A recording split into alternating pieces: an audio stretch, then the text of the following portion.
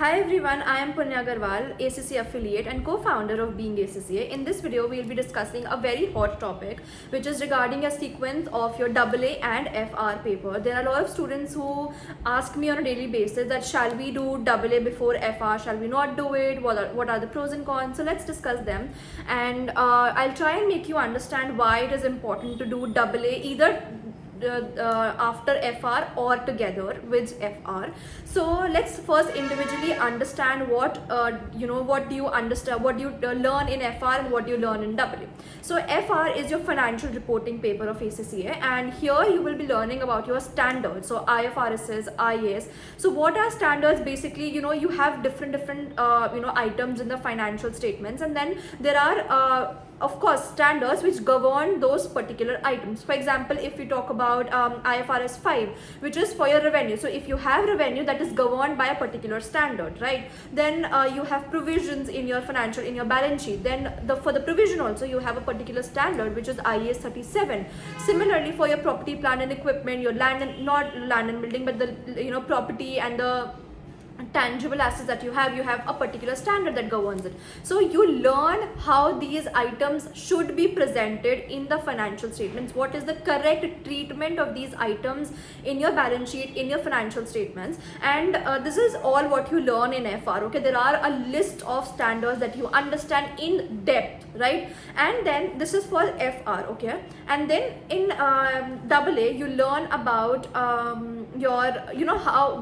you actually scrutinize or you check the financial statements as an auditor, that are the financial statements correctly recording the items, the financial statements, your balance sheet, your P&L, your notes to accounts, your OCI, all of these things are scrutinized well by the auditor in order to determine that yes, the amounts that the company has mentioned is correct or no, or are there any loopholes, is there any understatement or overstatement or whatever in the financial statements. Okay, now think of, if let's take a very real life example. If you are an auditor, okay, and you are auditing a financial statement and there is an item, for example, revenue. Okay, now if you have done FR, okay, if you have done FR, you know about IFRS 15, which is revenue from contracts with customers, and you know that, okay, for example, if it is a service based organization, let's take the example of Being ACCA. We provide you a service over here, and we provide it on a quarterly basis because the exams occur on a quarterly basis, right?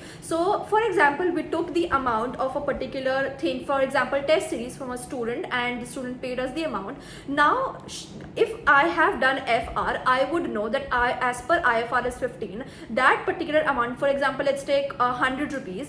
100 rupees will be recognized over 3 years span, because my liability is the service that I will be providing to that student for 3 months, right? For example, that student paid me in September and the exam lies in December. So till December, I have to help him pass the paper, right? I have to provide him the services. So now in September, he has given me 100 rupees, but that 100 rupees I cannot recognize in my September revenue. I will be dividing that by 3, and that amount I will be recognizing in September revenue, right?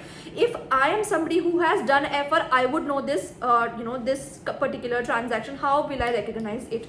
But if I am somebody who has not done FR, I won't know how to recognize. I'll say, okay, I have received 100, let's recognize in September, but that's a wrong treatment. So now the auditor, if you are an auditor, now you do not know that you need to divide it by 3. You will be just seeing the financial statement, okay, 100 is there, it's correct, but actually that is wrong. So you need to understand the standards really very, very well. That is the reason that I say that, audit should always be done after FR.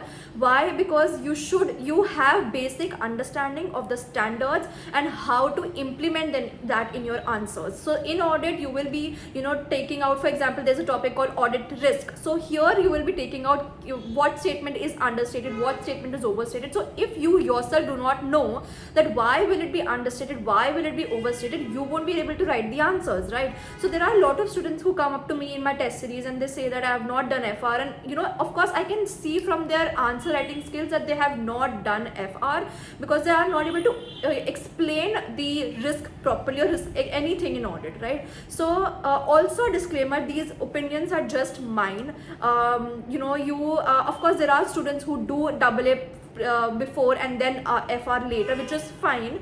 But just, you in ACCI, I feel that you should always smart study. You should sequence your papers in a manner that you are able to, you do not have to burden yourself with a lot of things, because a person who is doing AA before FR, he eventually has to understand the concepts of FR first, or understand the standards first, and then only sit for AA. So eventually he has to do FR, right? He has to understand those concepts. So it's better that you do either these two papers together, FR and AA together, or first do FR and then do AA next. There are a lot of students also who, for example, in September they did FR and then they give like a 1 year break because they feel that AA is very difficult and the pass rates is very, very less.